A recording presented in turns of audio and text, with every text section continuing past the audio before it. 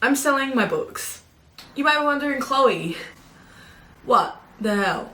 Yeah, okay. Let me explain a little bit. So, I've been reading for 4 years now and I'm just falling out of it. Like, I don't love reading anymore, like, and I feel like it's so much money just sitting on my shelf. So, I just need to sell them because, I mean, it's gonna be hard because, you know, I bought a lot of books this year. Obviously, I just did a massive haul and then I also have bought, like, so many bookshelves and I don't know, I feel like they just take too much space in my room and it's just not a vibe. Did I get you?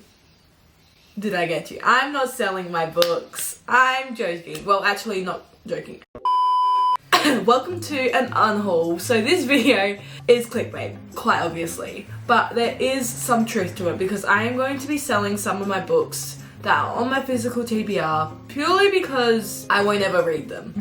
So, without further ado, let's just get into the video. So, I think that this kind of all came to me because I don't unhaul books. Like, I don't DNF books that often. I think I've only ever DNF'd one book, which is crazy. But I just feel like I have so many physical books on my TBR, and if I'm never going to get to them, why are they still here when I could be selling them for more money to buy books that I do want to read? And yeah, I mean, it's quite disappointing to look at all the books that I want to unhaul and be like, wow, I could have saved X amount on them, because obviously they're not going to go for face value. So let's just get started. I'm gonna have to move you because you're actually sitting on the books. Shall we get started? So I'll obviously be telling you what book I am unhauling, and I'll kind of give a little bit of a reason as to why I am unhauling it. So let's just get straight into it. The first book we have on the top of this stack is Falling for Gage by Mia Sheridan. I did not personally purchase this book. It was a book given to my mum, I think. I'm not quite sure. It's just one of the books we have floating around the house and I didn't buy it, so like I'm not gonna read it. So I feel like, why should I have it on my shelf? Like, I don't even know what it's about and I don't really... Because have I read Mia Sheridan? I feel like I have. What was the book by her?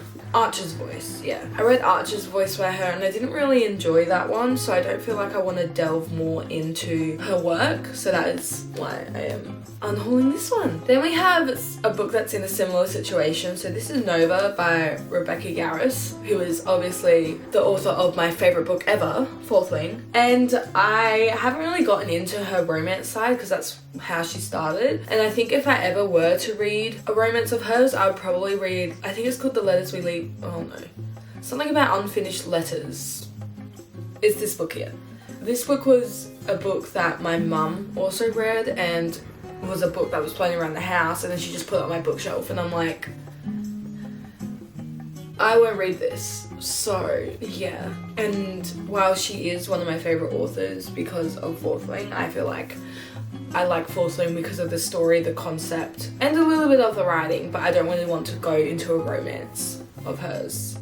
So that's Nova. Then we have The Modern Fairy Tales by Holly Black. This is a collection of 4 different mini novellas, which are Tithe, Valiant, Ironside, and The Lament of Looty Loo. This is a thick book, like it's 785 pages.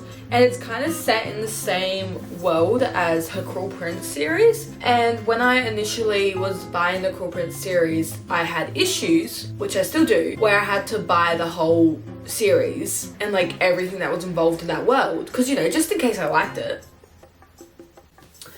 So this has been on my shelf for about 2 years now, I think. Or did I read The Cruel Prince last year? I think I read it last year, actually. So it's been on there for a year.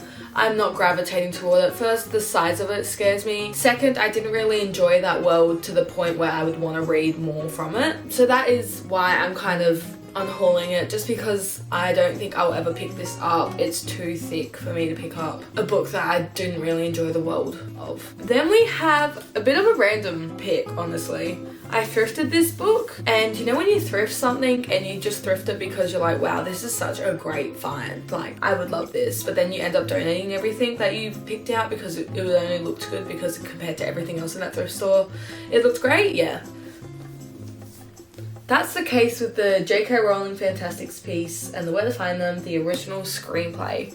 I found this and I'm like, oh my god, this is amazing. It also came with a pressed flower. I haven't even seen this movie. I don't think I'll ever read this. I haven't even bought the Harry Potter books. Like, why would I? Then we have a book that is the prequel to the book I DNF'd, which is The First to Die at the End. I bought this book with the intention of, I'm gonna read it, and if I like it, I'll finally pick up They Both Die at the End again, and even though I DNF'd it, like, I'll get more into it if I loved it, and then, like, I'll give it another chance. I do not think I will give this another chance. I have come to realize that I don't have to read every single book in a series, quite obviously, which will be the point of a lot of these books. And if I DNF'd a book, which I've only DNF'd that one, I feel like I won't like the prequel to it. I don't know. Common sense is not my forte, apparently. And it's also the hardcover edition, so I don't think I'll pick this up ever, so that's why it's in the pile. Again, with the series mindset, I did read the Lancaster Prep series by Monica Murphy. I read the first 4, and then this one is the 5th one. And I read that series so long ago that I was like, you know what, I'll pick this up. But as my reading taste has developed, I feel like I don't really vibe with bully romances anymore. And I think that was the case when I read all the Rena Kent books. Like, I know it's a dark romance, I don't know, but I don't really vibe with bully romances for a couple reasons, but I don't vibe with them. So I feel like this was an unnecessary purchase. I haven't gravitated towards it at all. I feel like it's been on my shelf for a while too. I don't remember who the people are.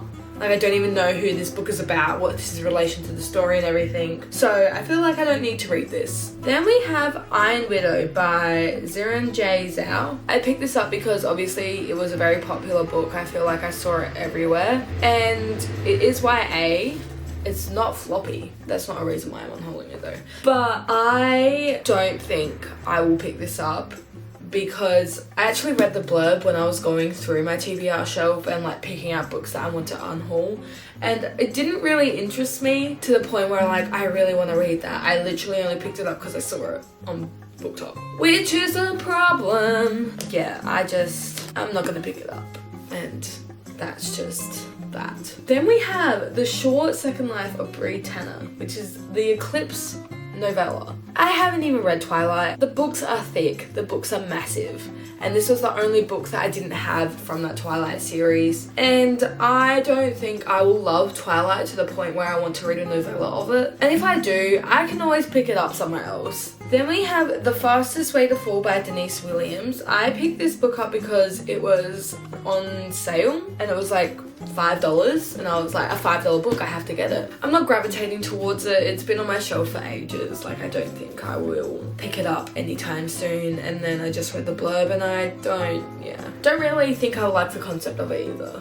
It just, by the blurb, it just sounds a bit like not my taste right now. Then we have The Night Circus by Erin Morgenstern. I actually picked this up a while ago and I did start reading it, but I found it so hard to get into that I only read like 2 chapters, and at the same time I was reading Caraval, and they have a very similar premise in the fact that they're both set in like a circus scenario, and I don't think I will read it purely because I didn't enjoy Caraval that much, and I'm like, well, I'm associating this with Caraval, so obviously, you know, I feel like I'm not going to enjoy it. You know, it might be the most amazing book ever, but I feel like I won't enjoy it to the point where I can have like a really good reading experience with it. So that's why this one is on the pile.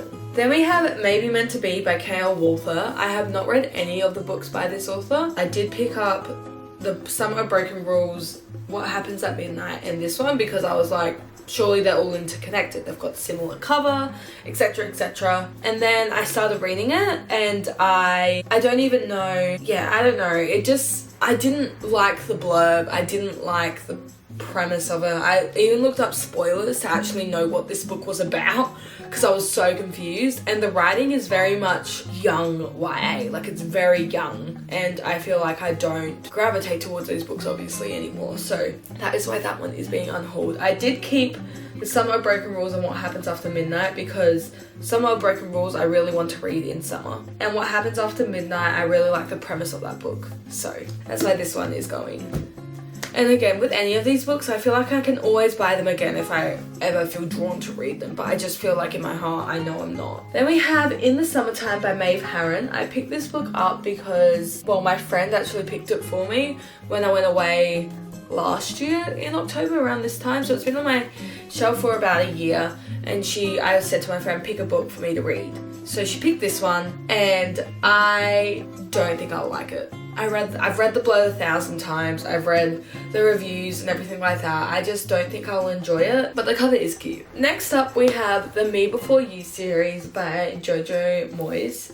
I haven't watched the film of this, but I've seen clips of it so much, and I know what happens, I know the premise of it all. So I'm like, you know what, I already know what's gonna happen in the first book. And if you know, you know, so why are there 2 more books after it? You know, like I feel like we don't need to continue the story after this one.